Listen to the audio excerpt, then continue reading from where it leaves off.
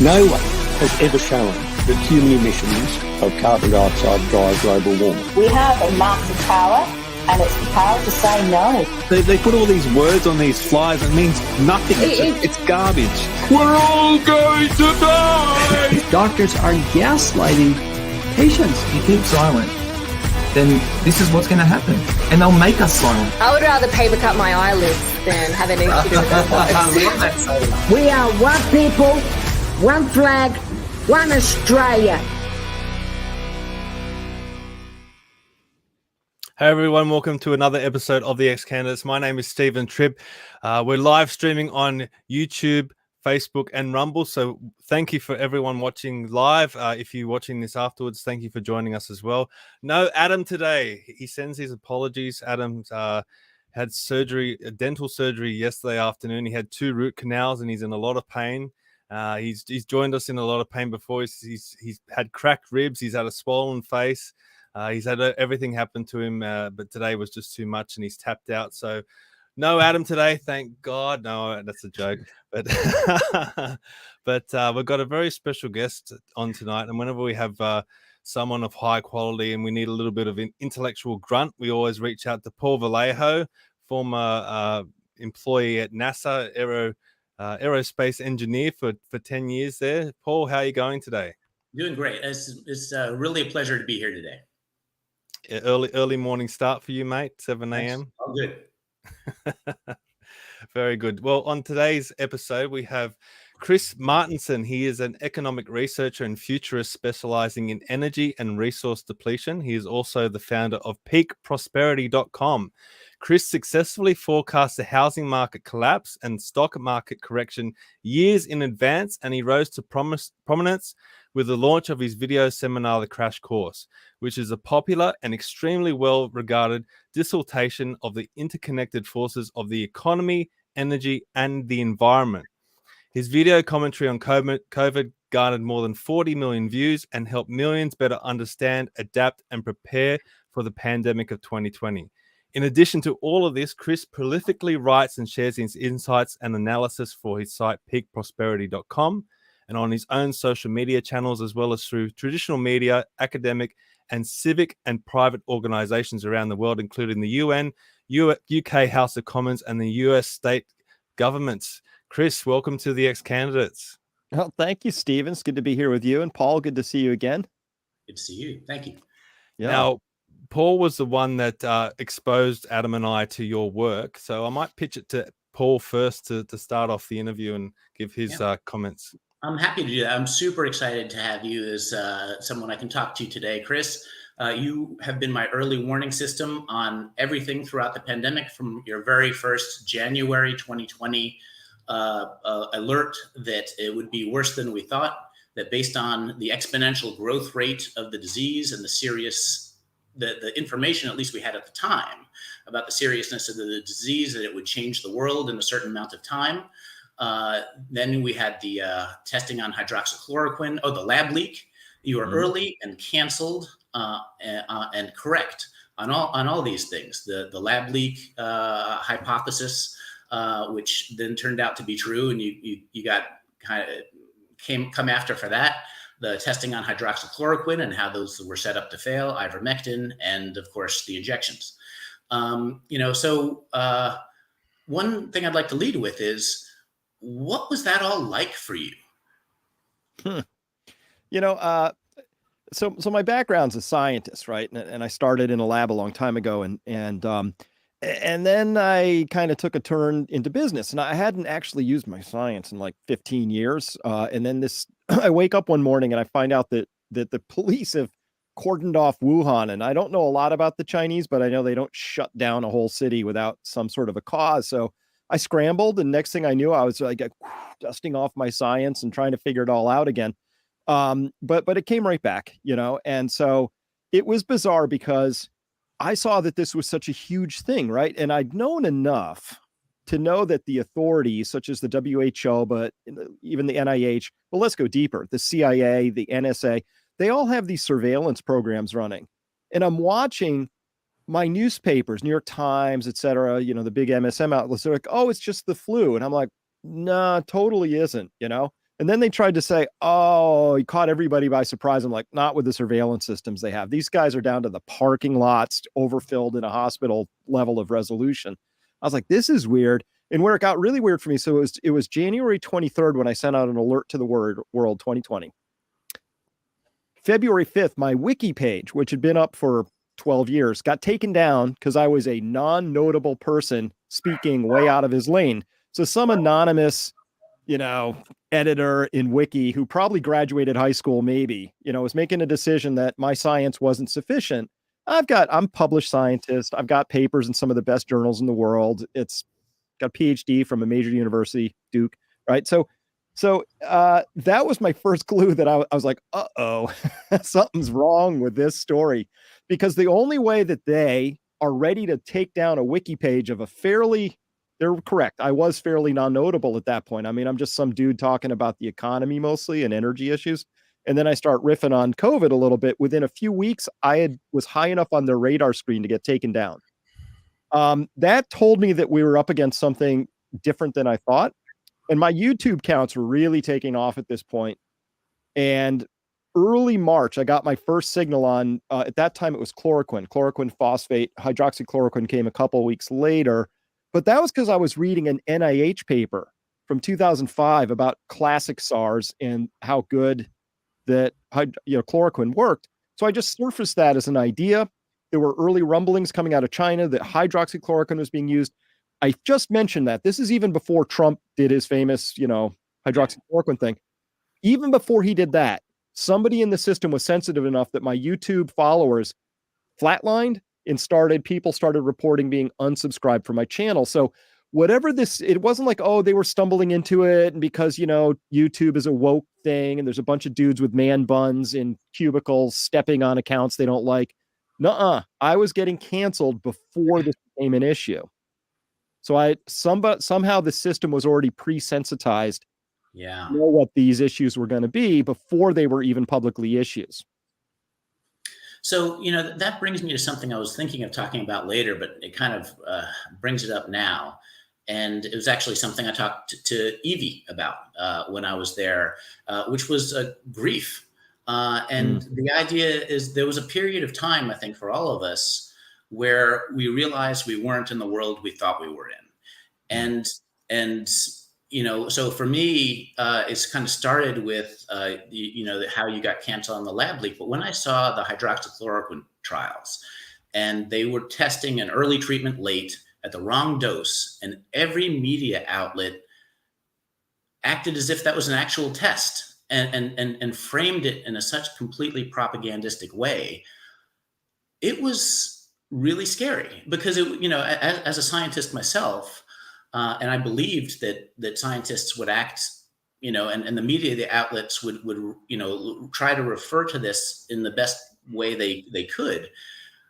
Seeing what I saw then, there was a period of grief for me that I didn't live in the world I thought I did, and I'm not sure if that year was the year that was true for you, or it came earlier. And I'm not sure. I'd be curious actually to hear how Steve handled that sense of disillusionment. Yeah, it's a really great question. And it gets to the heart of it because let's be clear. None of this was about the data, right? If it's data can lead to an opinion. Opinions, we can argue about them, but you know what? They get modified with new data. But belief systems are attached at the emotional level. And so to let go of a belief system is an emotional process. And it's an adjustment reaction. And that often comes with emotions we would identify as grief, depression, sadness, something. It requires, to believe like, I believe that we were all in this together and that my doctor was fundamentally on my side and that I was not being ruled by people who would gleefully kill me for a couple extra bucks or a re-election. Right. To suddenly realize, oh, maybe that is the world I live in, that it's heartless, it's uncaring, and all of that. It's a process to go through. So I didn't realize what I was up against at first. I probably wouldn't have been as bold as I was if I'd known just how big and comprehensive. So let me tell you where I got scared. Where I got scared was when it was completely obvious that we were losing simple terms. Like I'm a scientist, right? And so terms matter. Right. And so all of a sudden we lost some terms, like in infectious diseases. Suddenly, is it a case or is it an infection? A case used to mean somebody who went to the hospital or a doctor seeking medical care for the set of symptoms they had. Suddenly, a case was anybody who tested positive on a PCR test that was cycle thresholded out to maybe 45. Well, it's not a clinically relevant thing. So we lost case versus infection. That's one of the most basic things you could possibly have, right? And then we lost the ability to differentiate dying with or dying of, right? Spoiler alert, nobody ever dies of COVID. You die of something else that COVID could have initiated, but you die because you had a blood clot, your heart stopped, your respiratory breakdown, something. And then we lost the ability to know what herd immunity meant. And then even vaccine had to be redefined. So they started taking all of our terms and redefining them, right? Which leaves you kind of lost. So that was part one. And then part two was watching how no country in the West, which I'll include Japan in, so that's Australia, New Zealand, Australia, Japan, US, Europe. None of them did something different. Sweden did a little tiny something different, and they just got slammed for that, right? And ultimately ended up, hewing the line again. And while that's happening, we have things like India and Africa, like Uttar Pradesh, 260 million people, like having no troubles with COVID whatsoever, nobody dying, right? And so I'm like, who has the power to do that? Who has enough power? It can't just be a couple pharma bucks. Who has enough power to make all these countries do exactly the same dumb stuff? And it was all wrong, right? Stay inside, don't get any exercise, be scared, isolated, lose your job, all kinds of stuff, which objectively are bad for public health, right? Yes. And everybody did it, and that's where it got a little weird. And where my hair actually stood up was a couple months ago when Tanaka and Miyazawa put out the paper in Japan that said that every single variant that they could track, the majors, the alpha, beta, gamma, delta, mu, plus both Omicrons, all of them have signatures that they came from a lab, right? So think about the implication of that. Every single major scariant, oh no, was a pre-release by somebody, right? And that's when we realized what we're up against here was not a simple case of a couple people losing the plot line because, oh no, they got scared about COVID. This is a little more sinister than that. I think the word you're trying to look for is lockstep. All these countries were working in lockstep, and we've heard that term used somewhere else before. But I even remember back when Boris Johnson first came out and said, no, we're just going to let herd immunity handle this. And then quickly he was turned around. And, they all got on the same tram. After he got COVID, he got a bad case. Do you remember that? Yeah, that's right. Yeah. So here in Australia, every day at 11 o'clock, we had state premiers on the TV scaring everyone out of their wits, going, "Oh, you better stay inside. You better not go out and kill grandma." But they kept saying every day, we're listening to the health advice. The health advice is determining our decisions. We've never heard what this health advice is. I don't know if it's something on a piece of paper or it was just the chief health officer whispering in the premier's ear or whatever it was. There's been no accountability that's come out of the whole pandemic period. And I know Vivek Ramaswamy in the recent GOP debate was talking a lot about accountability. Do you think we'll ever see accountability when it comes to the whole pandemic? Honestly, no. I mean, we need it. I mean, we're here because of a lack of accountability. We have a lot of other issues because of a lack of accountability. And if we could get some accountability, that would be fantastic, right? But I mean, let's look at how bad this really is. So on our side, we were really just the godfather of destruction, Anthony Fauci, right? If you look at what he was up to during AIDS, he killed a lot of people, right? That whole AZT thing was gross and it was nasty, and somehow he was rewarded for that, not punished, and was able to carry on being who he is, which is a really defective human being is the kindest I can put that at this stage, right? So I would love to see accountability, yeah, and I would like to say that it's not just for little people anymore, because I live in a world of accountability. You live in a world of accountability, but there's some magic membrane you pass through and suddenly it doesn't seem to apply anymore, But in this case, it's inarguably true that our so-called health authorities led to mass deaths. And those mass deaths are continuing to this day. And still, it's not okay to talk about that in many circles, at least in the public sphere, right? Well, it's not just that. I mean, if it's true, if the lab leak theory is true, and a lot of people are saying that that was the case, it was a lab leak that caused this pandemic. Well, then the whole world was exposed to a bioweapon. You would think there would have to be tremendous amount of accountability for that. When did you pick up on the lab leak theory? I've heard that you were one of the first people that said the lab leak theory is probably the reason for all of this. Yeah, I picked up on it in somewhere around April. I was really chasing it hard of 2020. May 4th, 2020, I put out my first big piece on it. And I very clearly focused in on what's called the polybasic furin cleavage site, big mouthful, but it's this magic cassette of 4 amino acids that gave it all of its pop, right? Without that, this thing is just a normal cold coronavirus, but it had this furin cleavage site, which is where protease can hit the spike protein and it just drives it into the cell. That was where it got its magic sauce from. And it was just those 4 amino acids, PRRA, proline, 2 arginines, and aspartic acid. Those 4, that was it. That was the whole thing. And on that May 4th, I was like, hey, journalists, pro tip, only ask about these 4 amino acids and you'll get to the heart of what's happening. And that's where I put that out. And I haven't budged off of that since. They tried to obfuscate and say, oh, you can find furin cleavage in other coronaviruses. I'm like, yeah, and monkeys have tails and I don't. It's that far apart, So there's no genetic lineage within its class, which is called the beta coronaviruses, SARS-CoV-coronaviruses. There's 0 that have that site, but for decades, I can show you the papers where they were taking that sort of a motif and putting it into various viruses, including flu viruses and coronaviruses, to make them transmissive within a human construct. So this is just lab experimentation. And that alone, that one piece alone was it. And of course, then we got the emails later from, Fauci's magic emails with Christian Anderson of the Scripps Institute saying it has a genetic pattern inconsistent with evolution. Like, yeah, like if I had a tail, that would be inconsistent with evolution too. Right. And so it was just it was that blindingly obvious that early on. And of course, that was a very unpopular thing to say for a couple years after that point, for sure. The accountability thing has been really amazing. It does seem like if you're in a certain narrative framework, you'll get IRS visits, like Matt Taibbi getting visits from the IRS for speaking out, what happened to Twitter.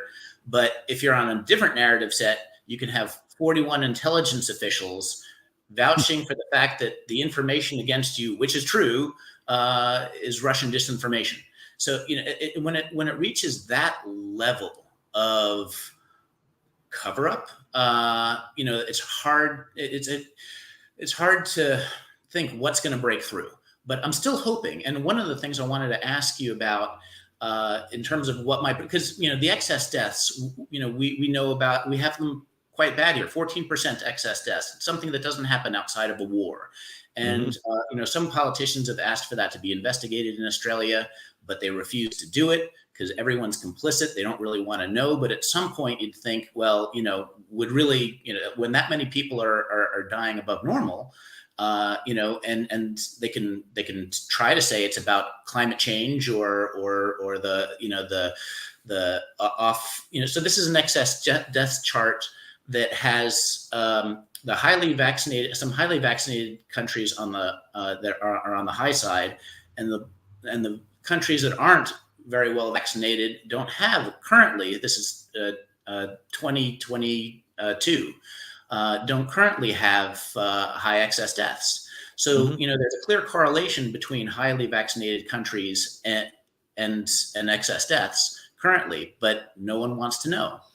And they can try to blame it on something else. But one thing I want to really ask you about, because you've been my early warning system on a lot of things, and I'd really like to know what this means, is the DNA contamination in the shots. It seems to be something, because I've been wondering what is actually testable and verifiable that'll break through the wall and make things into common knowledge. So what we have, and do you want to pick up what that is about? Because it is a bit hard to explain.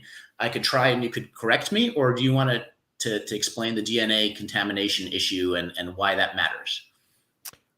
Sure. So it matters to get to the punchline because it's an adulterant and everything that has to be disclosed in anything that's put into your body. And this is established pharmaceutical law in both of our countries and others as well. It's been that way for a long time, right? Every excipient, every active ingredient, everything has to be disclosed.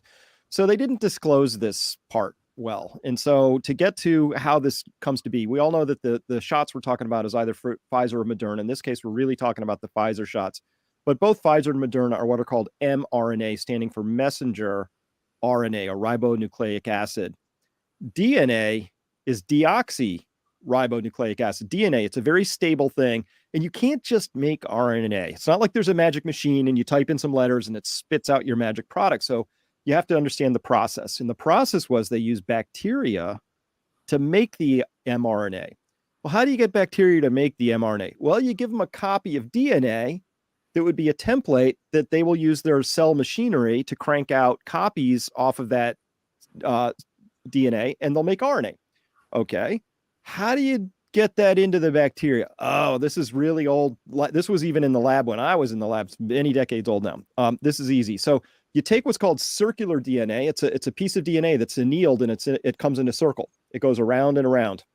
And it's that they also call this a plasmid. That's why it's called a plasmid gate. So a plasmid is a circular piece of DNA that has some very specific instructions on it to tell the cell, in this case, a bacteria cell, start reading here, make this, stop making it here, pick up here, make this stuff, right? So that's what it does. And the two things it was telling it to make, one of them was the mRNA for the spike protein. And the second was something called kanamycin resistance. It's a protein that will destroy an antibiotic. And this is helpful because you have a big vat of bacteria. You put a bunch of plasmids in there, billions of copies. You do a thing where so there's a way the DNA is on the outside of the cell. You got to get it inside. So you shock them in some way so the cells open up and some of them get this thing in, but now some got it, some didn't. How do you separate them? Oh, you pour all this antibiotic on and only the ones making the antibiotic killing protein will survive. Now you've got this you've got just these bacteria you want. They've been what's called transfected. They have this DNA in them and they're making your RNA. So they let them grow and then they break them open. And the idea was, oh, now we're going to get that RNA separate from all this other stuff in the cell, because we don't want to actually squirt people with all the crap from a bacteria, because there's DNA in there, there's ribosomes, there's all kinds of lipids and membranes, it's junk. It's like we took a Ferrari and we smashed it with a bowling ball, and we're like, all we want is we just want the radiator hoses, you know? And so the question is, how do you get these apart? And so Pfizer claimed they got them apart. That's part one. Part two is they forgot to disclose to both Canada and the EMA. I'm not sure about the TGA, but I bet they just followed along. They forgot to disclose that these plasmids had a thing that they inserted in there, which was going to make them extra spicy. You know, there's a promoter region that really promotes, like a rock promoter for a band. It's like, if you have the promoter, it really cranks and makes a lot of copies of things, which is kind of what you want, right? So that promoter region came from something called simian virus 40, SV40. It's not a cool promoter to have, because if it gets lodged in your DNA, it's very carcinogenic. So it's kind of a no-no. They were supposed to disclose two things. One, how much of these plasmids were coming along for the ride, and they kind of pretended like there were hardly any, and it turns out there were a lot in there, way above limits. And second, they forgot to disclose that the SV40 was in there. Now, shame on the regulators, because they could have also taken that code and dropped it in an app that's on my phone and found that SV40 region stupid easy. So incompetence, corruption, who knows, but they didn't do it. So now people got injected with the mRNA itself and this DNA. Here's the problem. So a lot of scientists are out there poo-pooing it, saying, oh, the amounts are tiny. That's kind of true, unless that DNA has a way of getting into your cells. Oh, Bad news. They injected it as part of the lipid nanoparticle. It's coming in with a vehicle that's designed to get it into your cell, right? So this all should have been caught. This was all completely obvious stuff. This is exactly the kind of stuff that happens during vaccine development. These are exactly the issues they were wrestling with mRNA and LNP technology for decades, right? All of this should have been known and disclosed. There was no like emergency warp speed, oh my gosh, it's such an emergency. We can just, bypass all that. So that's the story. It's really, it creates a huge opening though, I think, because this was an adulterant and it was willfully not disclosed. And so that kind of gets out of the United States has something called the PrEP Act, which shields vaccine manufacturers from liability. I think this is dangerous to their liability shield. And I'm hopeful it is. So there's a couple of things in there. One is they also tested using the first process that didn't use that adulterated process. And then they actually injected people with a different process. And my understanding is if you change the process, you need to change the testing and the disclosure. Is that correct? That's correct. So the first process they used was like they were hand building Bugattis, these very fancy cars. Like they hand made tiny amounts of this stuff and they could really ultra purify it. When you're trying to make something at scale, it's totally different process, right? Imagine, somebody says, make me 3 pizzas for a party we're having, make me 30,000 pizzas. It's just a very different process that you have to run through. And of course, anybody who's been in manufacturing at all understands that when you scale up from what's called a demonstration or a lab bench scale through pilot to full manufacturing, there's just problems. There's always issues, always. And the testing was based on the first one, which didn't have the adulterants, and the actual thing people got was the second one, and they just glossed that over. And one of my questions then is this going to be the thing they can't avoid? Because my question is, given how much they've managed to sweep under the rug, is this testable in a way? Like, everyone, of course, should be knocking on the doors of the regulator and the government and saying, hey, we need accountability and transparency, which are the 2 words I think we've needed for about, a long time, but at the very least the last 3, accountability and integrity. And so is this going to be the thing that they can't get around? Is it testable in some way that's really going to put this into common knowledge? Well, it could and it should. And we're starting to get a little bit of what I think that closing the loop that's important here. So there was a really important piece of work that came out of some Dutch researchers who said, and we'd noticed this for a while. Remember, you could even go to websites of like, how bad is my batch, right? Yeah. So they actually ran the data using their national statistics and said, it turns out that most of these vials, nothing happened at all. Like there were no reactions. Some had some reactions, but 5% of the vials were 80% of the badness, right? Like 50, 60% of the deaths and, 70, 80% of the adverse events were coming out of just 5% of the vials. So that tells you automatically you have a manufacturing problem on your hands. Full stop, no question about it. And nobody did anything about that. Now they've started to, I've seen the first stuff out of Kevin McNernan's crew that are doing this, where they started to find actual representations of those bad batch vials and testing them and finding out that they are loaded with the adulterants. Now we have it's still early stage. We don't have a lot of data yet, but there's enough there for me to go, oh, well, intelligent humans ought to look at that further, right? But think about this. The one thing that the TGA, the FDA, the EMA, their one job, the reason we even have a VAERS database at all is because in 1984, there were some bad batches of the DTP vaccine, killed people, harmed children. They said, oh, that's terrible. Tell you what, we're going to set up VAERS specifically to be a surveillance system to see if there's any signals popping out due to bad batches. That's its whole purpose. And so later they're like, oh, you can't use VAERS to determine causation. Like, well, no, but can we use it for its actual purpose? Right. And they didn't do that. And that was, I found the data easily. I was able to go to the VAERS system, you can download anything you want. You could download and I did this, all the adverse events, including which lot numbers those were associated with, put those into a spreadsheet, sort them, do some lookup tables, sort again, and find out, here are the really bad batches that exist out there. And I was able to see that signal no later than by the end of 2021. And I'm just some dude with an internet connection and a spreadsheet, right? And my budget's considerably less than the FDA's or the CDC's.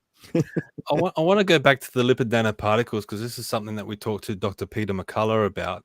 Now, my understanding, and we discussed this with him, is that once the lipid nanoparticle gets into the bloodstream, it goes all throughout the body, and it's carrying this mRNA technology with it. So it docks into the cell, and it goes into the cell and tells the cell to start producing the spike protein. Well, that cell its normal process might be regulating insulin or producing a certain type of hormone or something like that.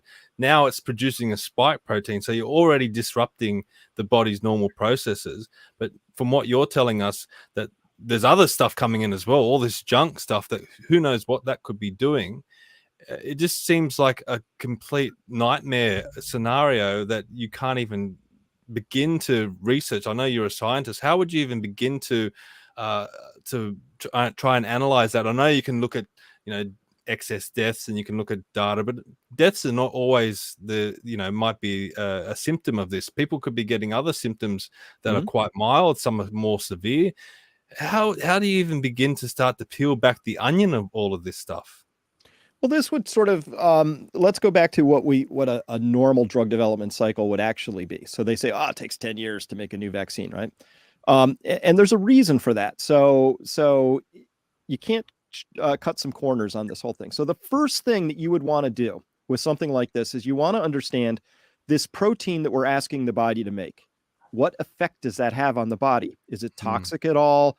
Hold on. Is it actually the protein we think? Because everybody talks about it like, it's spike protein comes from the vaccine, or it's spike that comes from a virus. The same thing. I'm like, no, it's not. It's going through very different pathways. It has a very different mechanism. And a protein, it by itself doesn't have any behavior.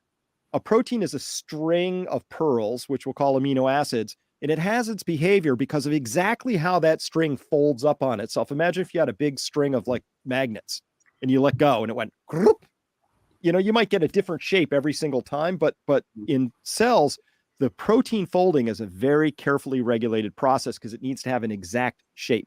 So we have no clue. I've never found a single piece of data that says because we put this mRNA into cells and they manufacture this spike protein and somehow it comes from out of that cell into the blood where the white blood cells can see it and start making antibodies and generate an antibody response. I've never seen a characterization of, is it the full length spike protein? Are we getting fragments? Is it folded properly? If it's misfolded, what is its effect? Because it's going to have a different effect than a properly folded protein. Full stop guarantee. Consider sickle cell anemia, very bad disease, right? People who have it, their blood cells form into these sickle shapes that get clogged and they die an early death, and it's awful. Well, that's a 484 amino acid protein, hemoglobin, and it has one amino acid that's wrong. 1 out of 484 is something other than it should be. And because of that, the whole thing folds really wrong and it doesn't work, has totally different behavior. So in this case, they snuck a couple extra prolines in and then they did this. And like we have, let's back up and answer your question because I'll go on forever. No, we have zero clue what these proteins are doing biologically. And that would have been one of the first things that should have been characterized in a proper development cycle. I love how you explain things. It's from the beginning, and it's one of the reasons I followed you so closely throughout the pandemic. Just extremely clear, thorough, and when new data came in, you talked about how it changed, your view, what it changed, what it didn't, and your explanation about proteins and how important folding is. Like that's what a prion is, right? It's a misfolded protein, yep. and so that's really helpful for me to kind of wrap my head around. So thank you for how clearly you explain things. Well, yeah, thanks. I'm really shocked that they never characterized that. So there's three things you would do if you have a genetic modulation that you're doing. If you're doing gene therapy, right, where you're going to rewrite the instructions of the body and get it to produce something it otherwise wouldn't. First, you have to characterize how much of the stuff got in. 2, you want to know where it went in the body. And 3, you need to know how much of the stuff you're asking the body to produce will it produce. right? Yeah. You need to know those are the three basics. And they didn't do any of those things. And it was only later, it was, it must have been 2022 when we got our first readout to find out that the mRNA is persistent at least 6 weeks, because they found it out in germinal centers 6 weeks later. They found it in heart tissue up to 90 days later. And that the spike protein in some people was found up to a year later, indicating that it's still being produced somewhere. And if you remember, informed consent, they said, oh, it breaks down in a matter of hours, and the spike protein is only manufactured for a matter of days, right? They didn't have any data to say that, right? If I ever got online and was that wrong, but in the other direction, I get shut down instantly. But these people are all out there, and, Rochelle Walensky, just wrong, just saying stuff that they had no data for, and then they're accusing us of misinformation. It's infuriating. You just said a word that I want to shift gears into, and you mentioned before your Wikipedia page was taken off you and you were censored and stuff. Well, here in Australia, we're staring down the barrel of a misinformation and disinformation legislation bill, where basically the government and bureaucrats will be determining what's true and what's not. And if we are posting, I guess, maybe this conversation online, we could face fines and even more than that. From your perspective, outside looking in, do you think that's a good idea? Is there anywhere in the world that this type of censorship has ever been successful? No, it's one of the worst things that could ever happen. I am a free speech absolutist in the sense that I believe in your right, Stephen, to say stuff that offends me, challenges me, makes me uncomfortable, prods me. You too, Paul, for everybody. I fully believe in it because what they're actually saying is a very dangerous thing. First off, there's no such thing as objective truth, right? There's only, us wrestling as a species towards, more and greater understandings of things.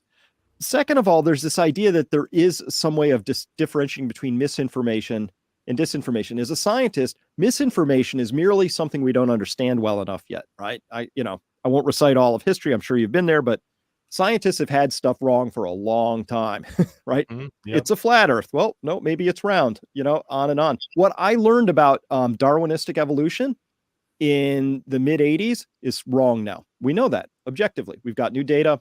And so we informed our position. But if we'd had bureaucrats saying, no, committees have determined that Darwin is right, and that's all there is, and they encased our understanding about this in lucite, we would be missing out on all this amazing stuff that happened afterwards. So everybody listening, if you like your life, if you like all the technology we've got, it's because people were out there breaking boundaries and rules, right?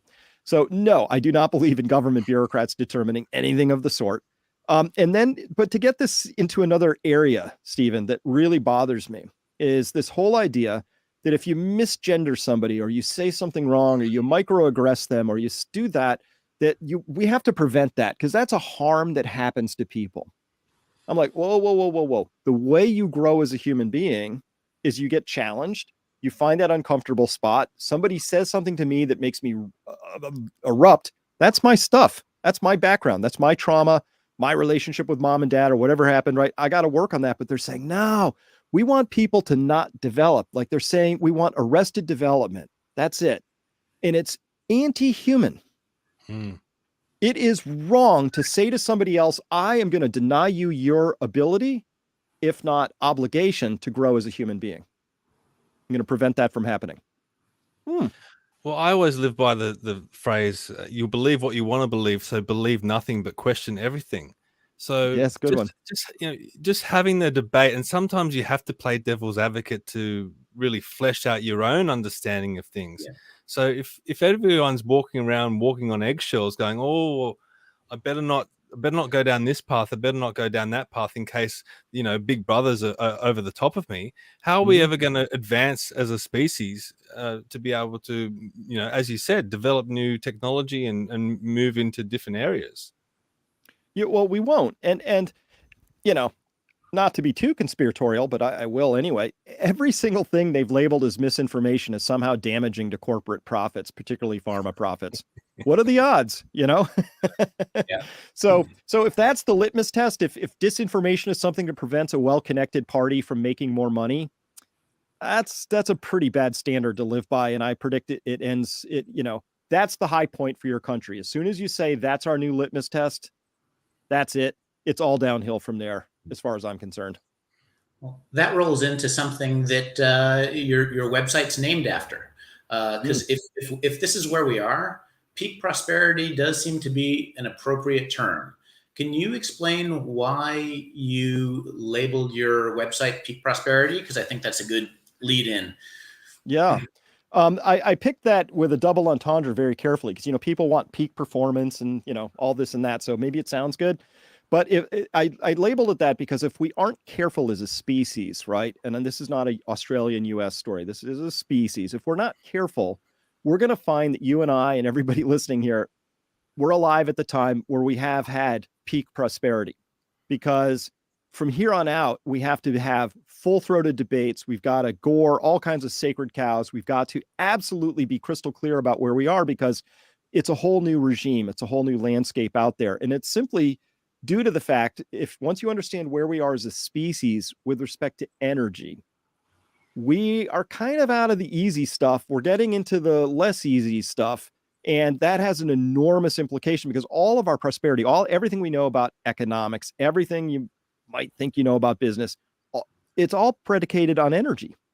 Energy is the master resource that all the other things are enabled by, right? So, it's so easy. I wish people, come with me to a fracking site, here in the US, where they drill down 10,000 feet, they slant drill for another 10,000 feet. It's brilliant technology, hardworking guys and gals. It's amazing.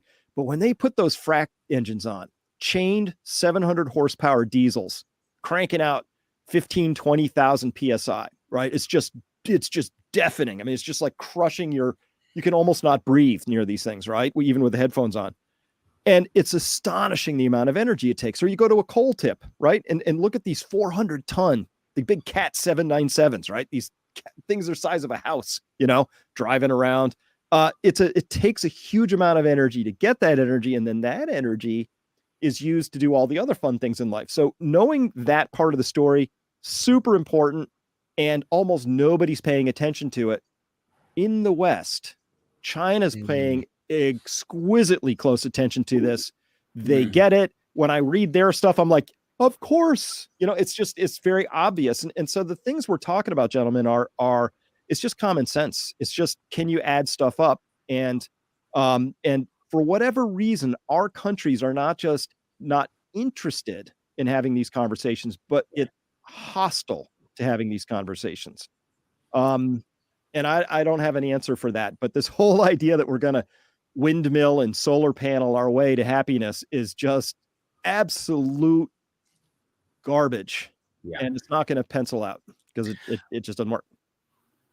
Where Paul and I live here in Australia, we've our local representatives, our federal representatives, are what they call the Teals. They're a bunch of independents that basically they just push wind and solar projects and renewable energy and that sort of thing. And Paul and I pull our hairs out trying to work out why anyone would support them. But you see them coming into the polling booths to vote, like just the regular voters, and they seem to have this gaze over them. It's almost like a cultish type of thing where it's all about inclusiveness and we're all just one big family, team positive, and there's no real substance behind it.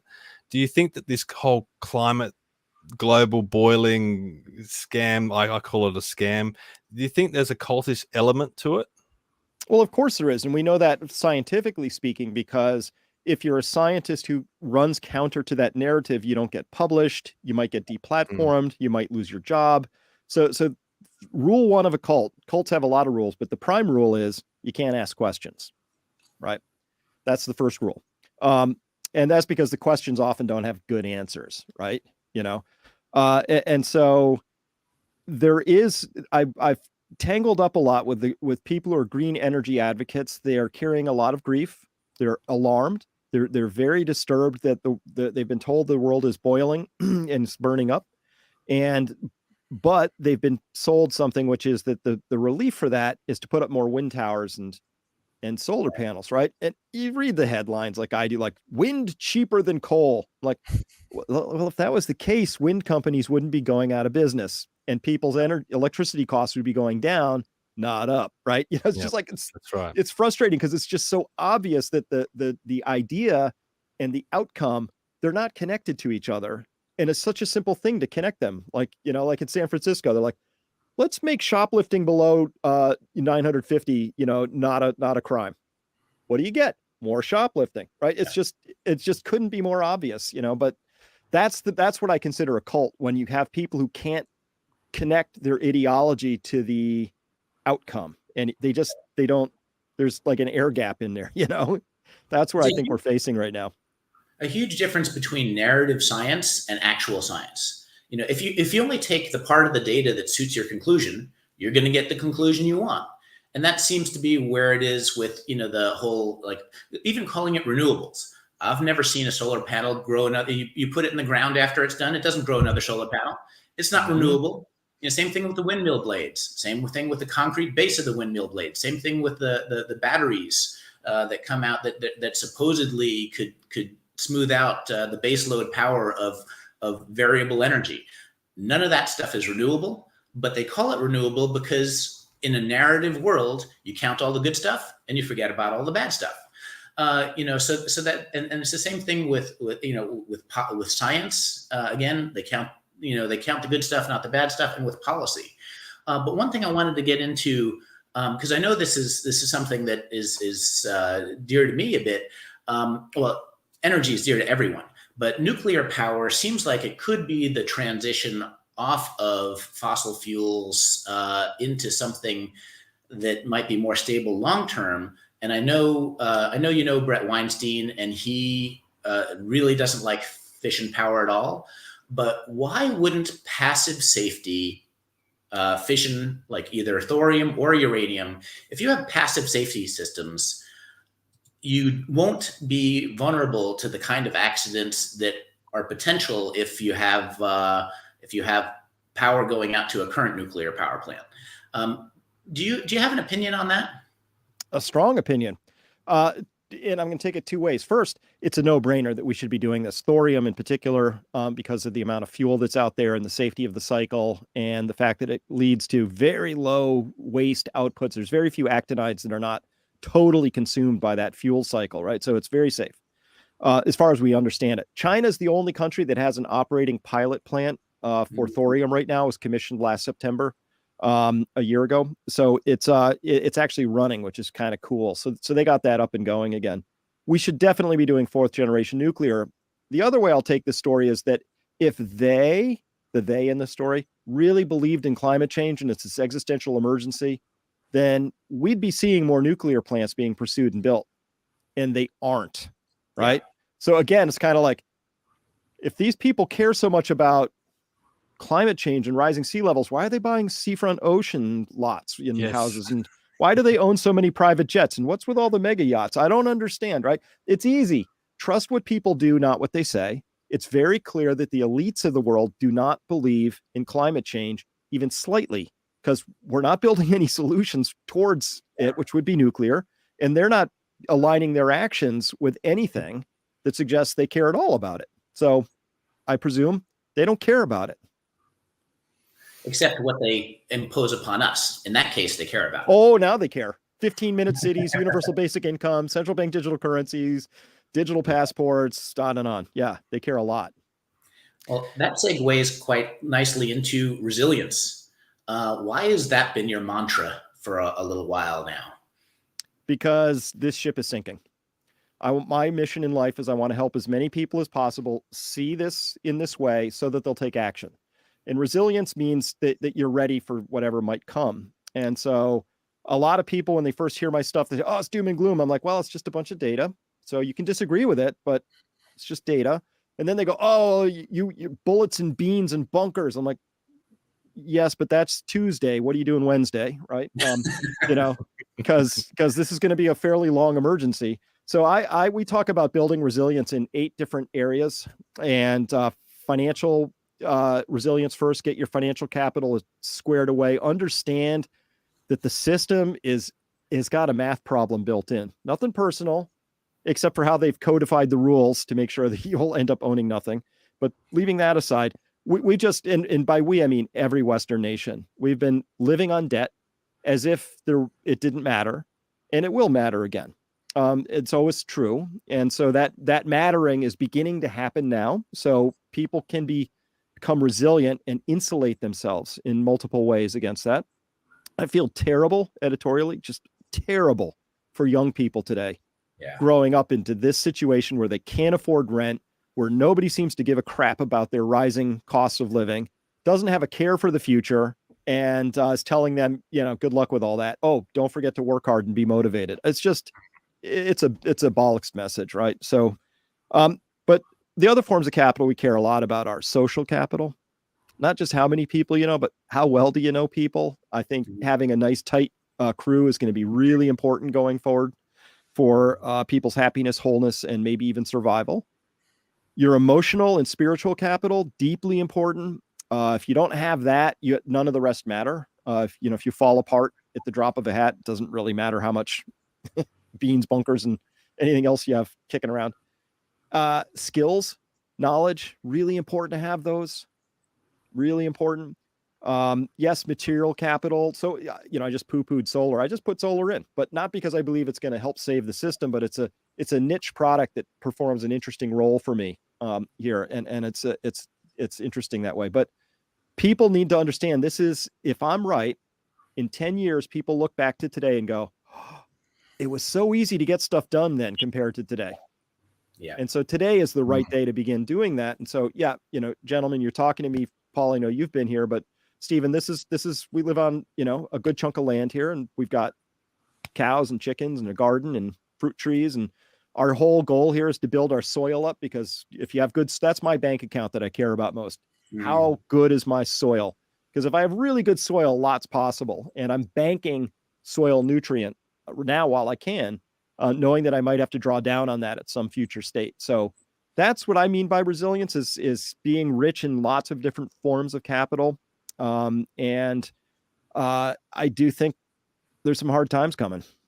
But what's your advice for, I guess, people in my generation who can't afford to have a farm? We're locked into a 2-bedroom unit with maybe a little balcony or something like that. How do we build resilience when we may not be able to grow our own food or things like that? Lots of different ways. First, make friends with people who are in a different situation than you, right? Be useful. But it's the skills. The skills are the one thing that are mobile. Like I as much as I might plan, and I've put down a lot of roots here and I have this, I can't be certain that there won't be that I don't end up living in Paraguay at some point. Who knows, right? So the one thing I can take with me that's always mobile is what I know. So I highly advise people to become skilled in things. Take the time you've got as the gift, less Netflix, more figuring out how to do things and learning things. And these could be everything from learning how to be a good mediator, because we're going to need people with those skills, to knowing how to wire things up. We'll need electricians, to people who know how to distill spirits. I mean, just whatever it is, there's a pretty broad set of things people can do and learn. And so the one way I frame this is, let's imagine it's some future dystopian moment, and we only have room for one more couple, and 2 people show up at the end of my driveway, 2 couples. One of them's got 500 ounces of gold. The other one knows how to birth a calf, plant crops, and store food, and is a dentist on demand. I'm like, this is a no-brainer. Yeah. Right. Yep. Knowledge is power. But you said the ship is sinking, and you did a podcast recently about derivatives and the quadrillions of money that's just waiting there to explode. For most people, money is just, they go to work, they get a paycheck, they pay their taxes, and that's their limit of understanding when it comes to money. But when you start getting into the derivative market, it's way too complex for people. Do you think our currencies and our money has become too complex? Yes, and it hasn't, but that's by design, right?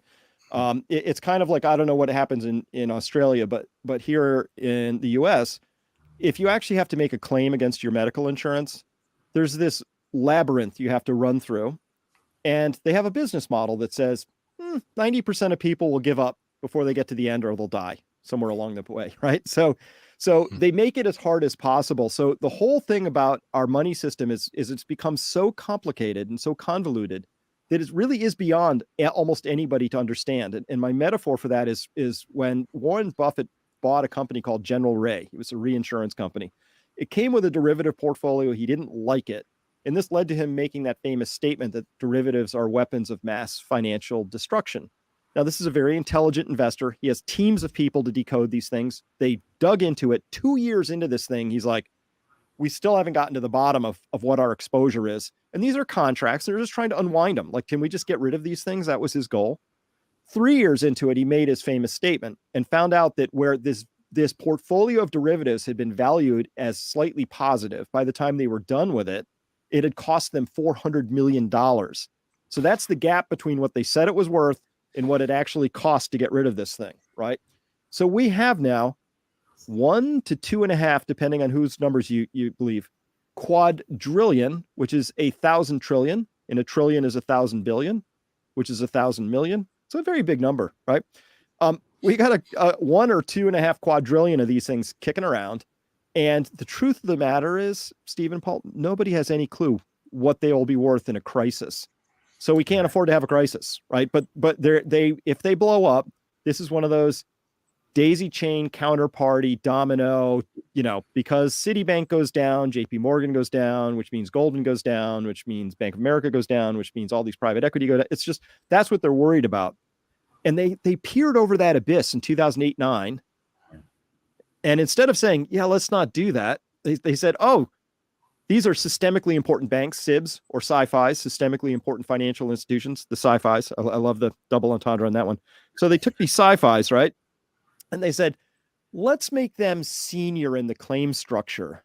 And let's harmonize that across all the countries, right? So Europe and US were harmonized now, which means that if your bank is busy going down in flames, there's a bankruptcy workout structure, and you as a depositor are an unsecured creditor. Unsecured, there are secured creditors, and then there are senior secured creditors, and derivatives sit on top of all of that.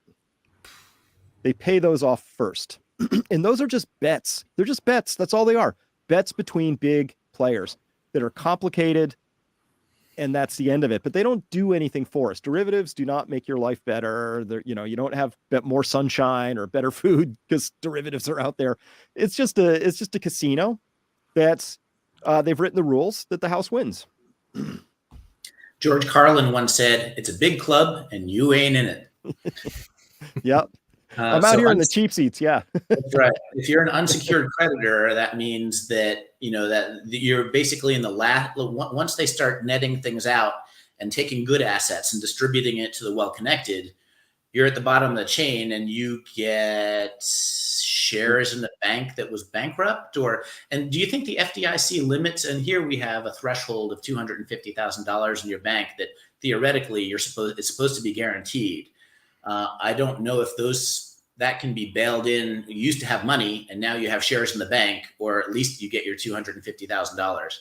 That's something that I'll need to double check. But I'm not clear about your situation, but in the FDIC, that's an insurance fund, and it has enough money in it to cover somewhere between 1.5% and 2% of deposits. So it works until it's really needed, and then it doesn't have any more money, right? So. Right. Let's hope we don't get to that big blow up moment, right? Because then it's you'll get 2 cents on the dollar back if you're lucky. Since we have people running the show who are actually interested in the well-being and health of people and their financial security, since that's the people who are in charge, I'm sure it'll be fine. Well, so this was the part I fell down a big rabbit hole this last weekend, and I didn't know there were any more left. And this was a Warren. I read this book called The Great Taking by David Webb, right?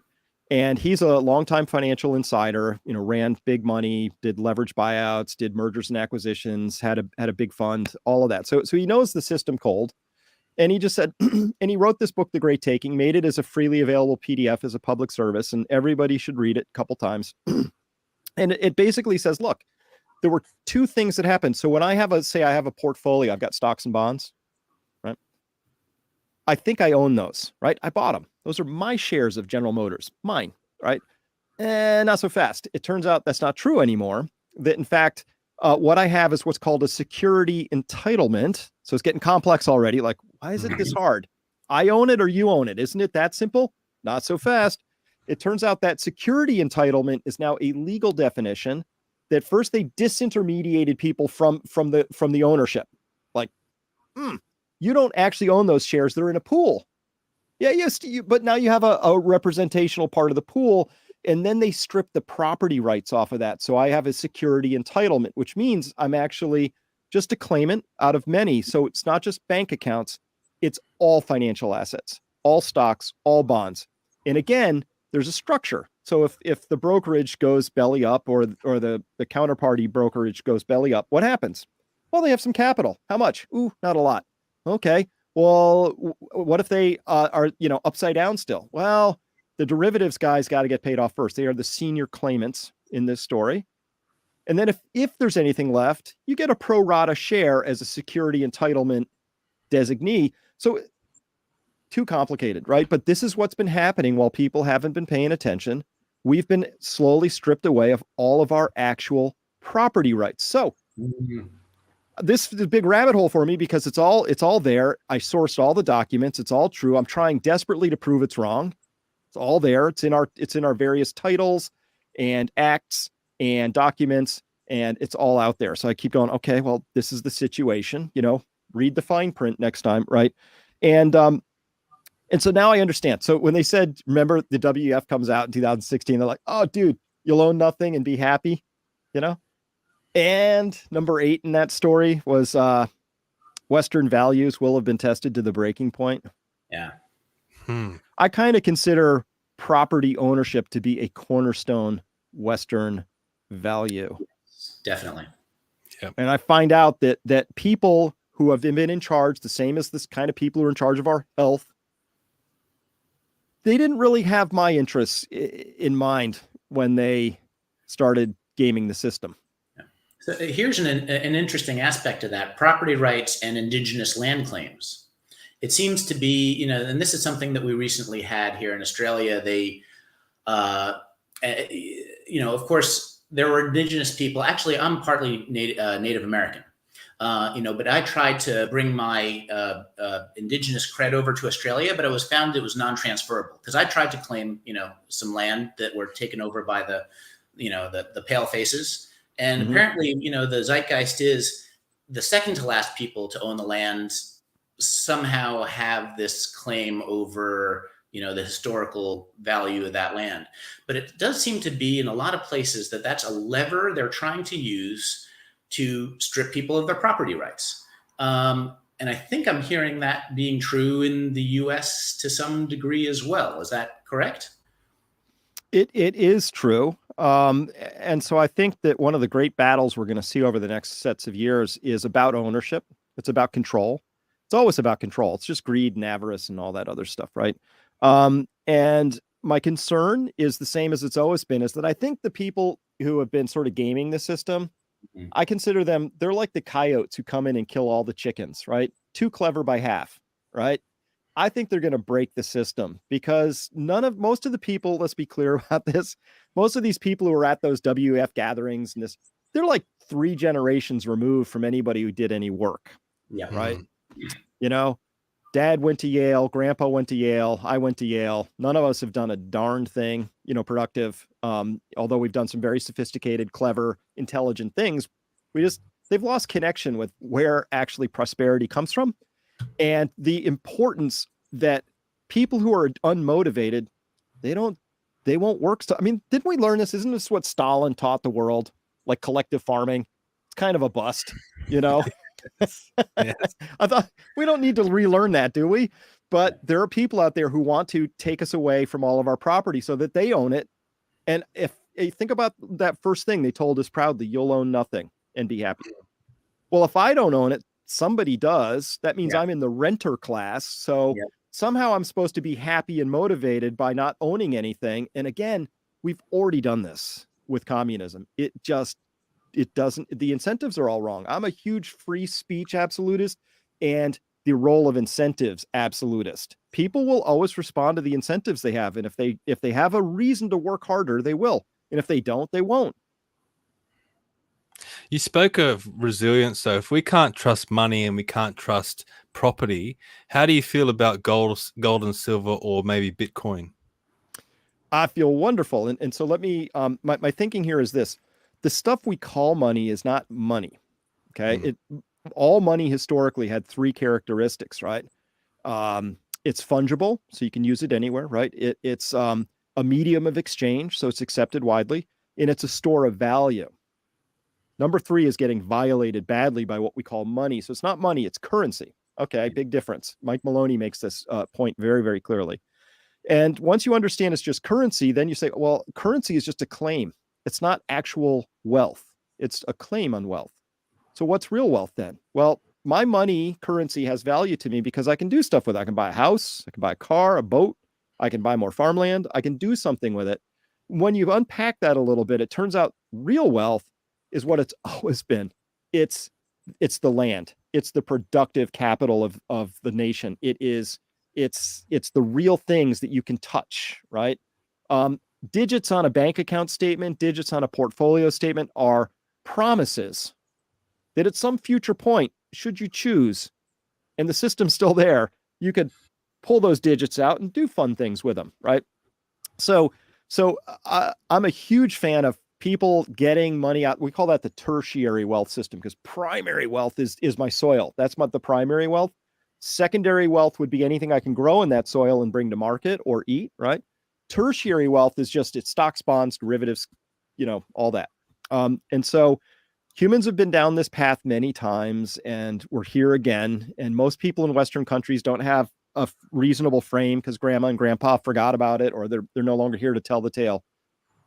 But we're going to experience an enormous currency crisis. And I think that's coming in just a few years at most. And my black swan, if people want to know a place to look, just keep watching what's happening in Japan. Anything we did in the Western here, Japan was years ahead of us. And they've got this declining population, right? So everything should be in decline, but they can't. The banking system requires more debt. So they're just cramming more and more debt into the system. And now their currency is starting to crack. If the Japanese financial markets crack like this, that would be like pulling a big leg out of a stool in the overall global architecture. So that's where I'm watching right now for early clues that we might be at phase 2 of this thing. What about gold and Bitcoin? Well, when it comes to gold and silver, I'm irresponsibly long both of those things, so I'm not the right guy to talk to. I'm very well. What happens is I find reasons to buy it, but I never can find a good time to sell it. So you just hoard it. That's what I do. Yeah, I'm a hoarder. Bitcoin, I'm still. Here's my concern. My concern is that if the system ever really goes down, right? So I believe you just had a major outage in your country, right? Optus, yeah, sort of. Who knows, right?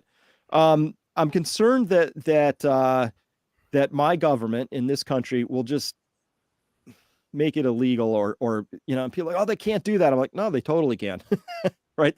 They tell the banks, if you deal with anybody who has any Bitcoin money, you might as well have dealt with somebody who was trafficking in heroin. We will yank your charter, and that's the end of it, right?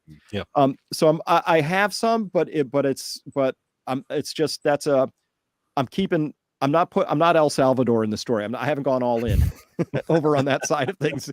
Although I can understand people who do, and I know people who have. I haven't, and I'm just trying to manage what I think the risks are.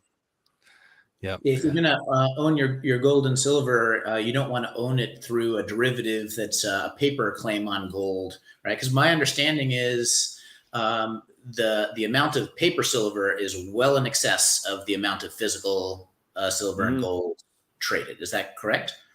It's correct. And the problem has been that somehow over time they've allowed the markets to become really bastardized, right? And so a market is supposed to be a place where price discovery happens. On top of that, you might have a little speculation with people who are just coming in and making bets. Over time, they morphed most of the commodities markets into pure speculative casinos, where on a daily basis, right, you might see something closing in on 100% of world silver mine output traded in a 1 or a 2 day window, right? So that means that the signal is this big, the noise is this big, and we're trying to figure out what the real signal is in that. And the good news is, I think that that they've overdone it, and they've held down the prices of too many things for too long. And because they've been playing their games, their speculative games, and I'm sure it's all fun, but because of that, we haven't had appropriate signals to go back to producers to do the right things. And the place I'm most concerned, silver's, I can make an obvious, pretty simple case, but it's with oil. We have now 8 years of underinvestment in global oil production. And you've seen ever since the Hamas-Israeli, dust up, oil's just been going down. And that's because I'm sure there's great speculative reasons, but the market is no longer giving us appropriate signals, but most importantly, it's not sending the right signals to the oil companies, right? And because they're getting the wrong signals, and because there are people gluing hands to roads and telling them they're awful human beings for daring to make their lives better with this magic product they produce, we have significant underinvestment.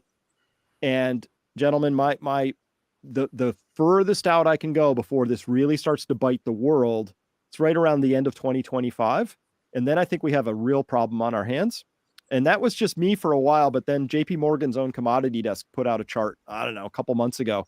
They said the same thing. They're like, because of underinvestment, supply does this, but demand, there's a huge gap. And of course, there's no such thing as a supply demand gap in oil, right? You can't have that. What you have is a price adjustment that makes demand get crushed back down to supply, because supply is the actual only thing that matters. So we have a huge supply problem as far as the eye can see for oil in front of us. And it's not factored into most people's thinking yet.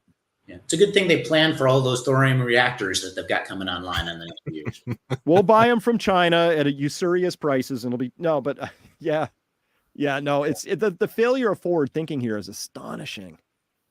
It's astonishing. Yeah. Well, Chris, thank you very much for coming on this morning and your afternoon there. You seem to just be a wealth of knowledge across so many different fields. So I don't know how you cram it all in there and you're able to articulate it in such an understandable sort of way. But before we finish up, Paul, do you have a final question for Chris that you want to finish up on? No, I just wanted to offer to Chris to tell the audience about your website, and that's kind of your community where you can talk freely, because there are a lot of places you can't. So if you would, could you introduce people to your website? Absolutely. So this is the site here, peakprosperity.com. This is what you see on the front page. The most important thing, there's a little tab up top, says community, right? And it's the third up there, and it says forum, right? And if you are a subscriber, you come to the forum. We have a paywall. And the reason for that is we have to keep the AI bots out. We got to keep the trolls out, right? And then we have a very well moderated community back there where our litmus test is, as long as it's a question that is asked in with a spirit of learning, it's open. So we explore all sorts of topics. If people say, hey, do you think evil is stalking the land? Or, it doesn't matter, but we will talk about every single topic out there.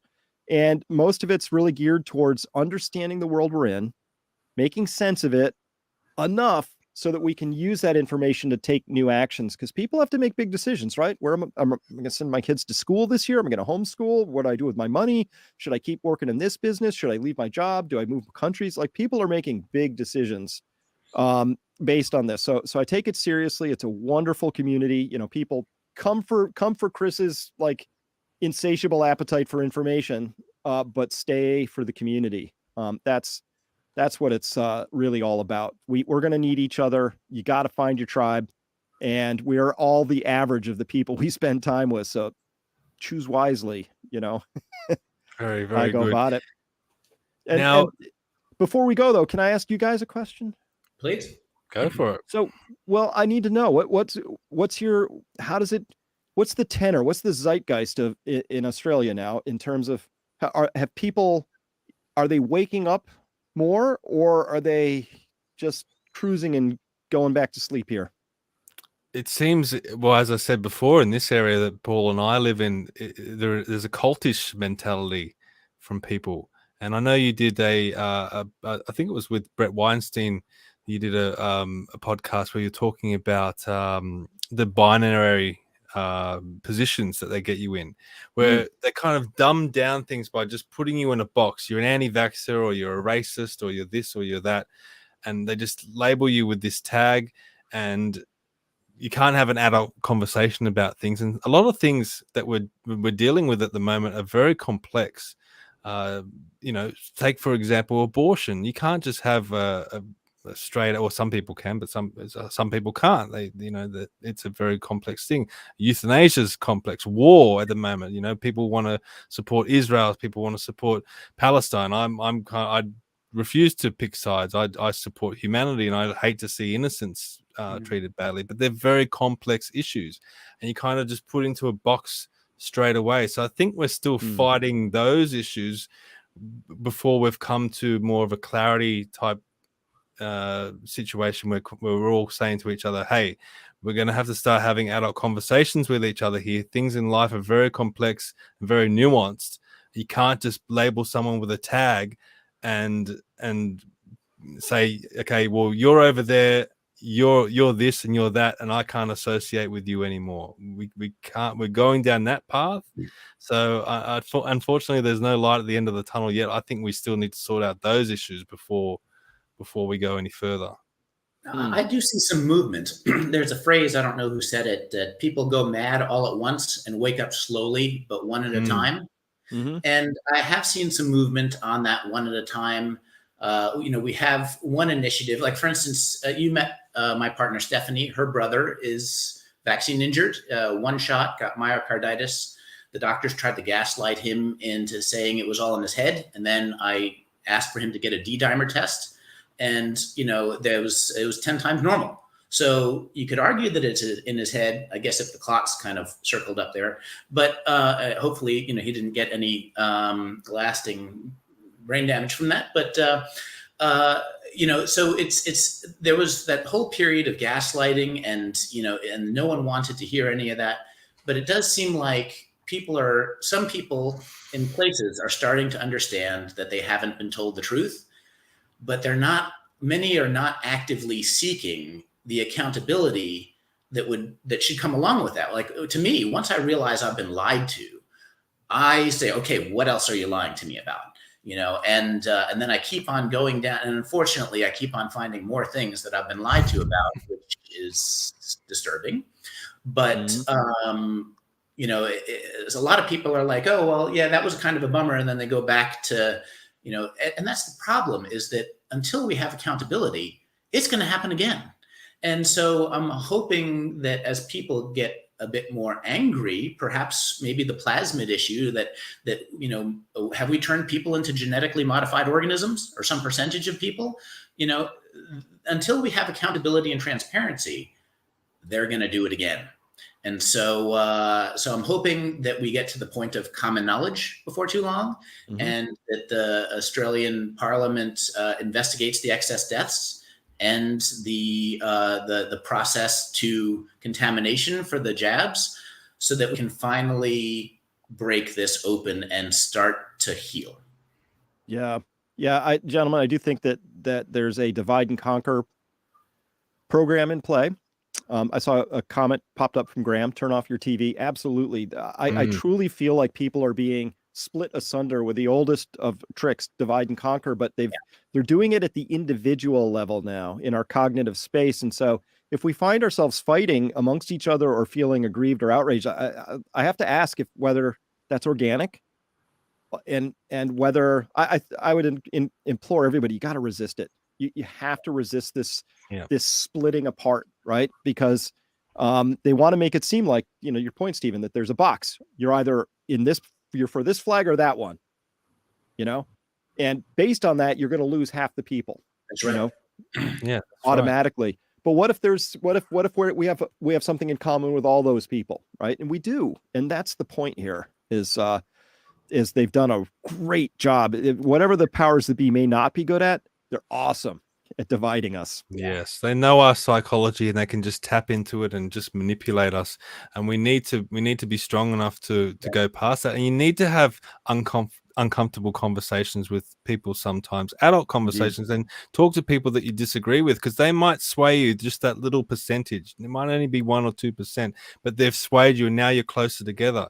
So it's very important. I know we seem to have aligned with a lot of topics today, but you know, on this podcast before, we've had people on who we might not necessarily agree with, but I want to hear what they have to say, so I get a different perspective. And I think we need to do more of that. There's too much of the polarization.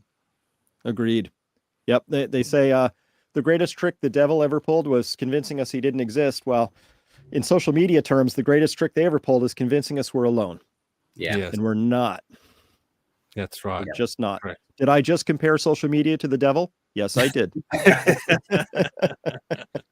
Well, Chris, the final segment on this show, we always play this little game. It's called Build Your Own Fantasy Government. Now, it might not be applicable for you in the States, so we might change it up a bit.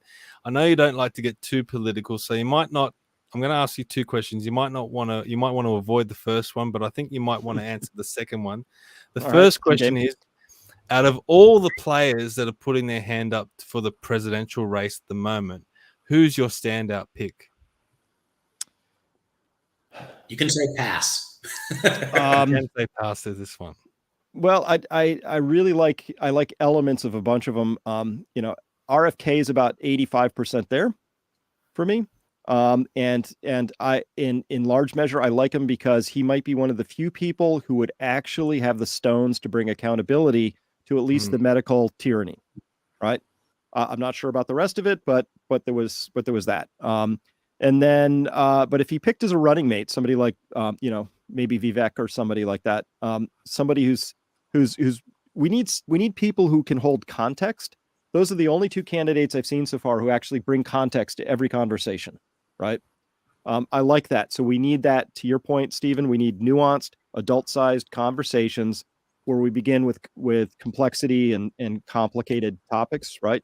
So that's kind of where I would start on that. But to be clear, I don't hold any savior hope that there's any one person who can ride in and fix what we're facing right now. It's too much to place on any one person.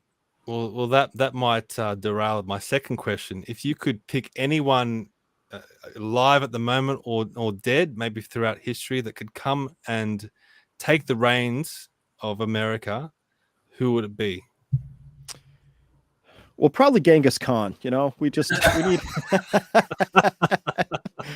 we just need somebody who's just gonna like be no BS, you know, and just get stuff done. Because it's I see that we have a structural problem now. So listen, I was in corporate life for a while, and when you were doing a merger, the idea was you had a difficult decision to make, which is can we meld these cultures, right, or not? And if the answer is not, you just have to fire one side of that story, right? I think that there's no reformation of the CDC, the NIH, et cetera, et cetera. I think it's all broken. And so I would want to bring somebody in who had who could say, sometimes you just got to start over. There's no fixing this, you know, it's just break it. And, you know, I bet you anything, you know, we could do with a whole lot less government in general. And I would be a big fan of a whole lot less government. And so I would want to bring somebody in who had a real, who understood that government should be small and limited and of the people and by the people. And that's it. And so returning to the primary values of the Constitution seems like an absolute great start. I mean, that's the thing. You know, I think a lot of times we had a lot of the right principles in Western civilization. We just haven't been living up to them. And you know, one of the things that we need, the 2 things I would go back to, accountability and transparency, because it seems like what they're trying to do is make people completely transparent. They're taking away all our privacy and keeping all of that privacy for themselves. And, you know, so for whoever, you know, comes along, if we insist on the return to those principles, regardless of who it is in charge, if you have those 2 things, accountability and transparency, I think things will work out. But we have to insist that there are those 2 things, and we're currently not. Yeah, I saw a list of things that Warren Buffett said he would do to fix the system like 10, 15 years ago. And I agree with it, because it was basically like any law that is passed by a lawmaker is exactly the law they have to follow. So they don't have special Senate health insurance. They don't have the ability to do insider trading while they put you in prison for it, right? Just make them have to do everything, right? Because I believe in that accountability. Oh, you want to send money to Ukraine? Well, your paycheck gets taxed most and first. Oh, we're sending kids off somewhere? It's your kids that go first. That way I know you have the right incentive in place. That's all I believe in. You give people incentives and you get what happens next, right? It makes sense. So that's what I would want to see tighten up. Excellent. Well, Chris, we really appreciate you coming on this morning. It's a little bit outside of our normal time, but I know a lot of people will catch up on this episode later. So please share it out if you've enjoyed this episode. I know I have, and Chris would like to get you on hopefully in the future as well, because I'm sure there's a lot of other topics that we can delve into out there in this crazy world that we live in. Well, just trying to make sense of it. Stephen, Paul, thanks for the opportunity and great show. So keep doing what you're doing. Okay. Thank you for filling in for Adam. I know you're going to join us anyway, but it's always great when you come on and ask you very informative questions. And if you've enjoyed this, as I said, please share it out far and wide. It really helps us, and follow us all on our social media, and check out peakprosperity.com. Is that the correct website? You got it. Head there and join the community. I think I'll check it out as well. So thank you everyone for watching, and we'll see you next time.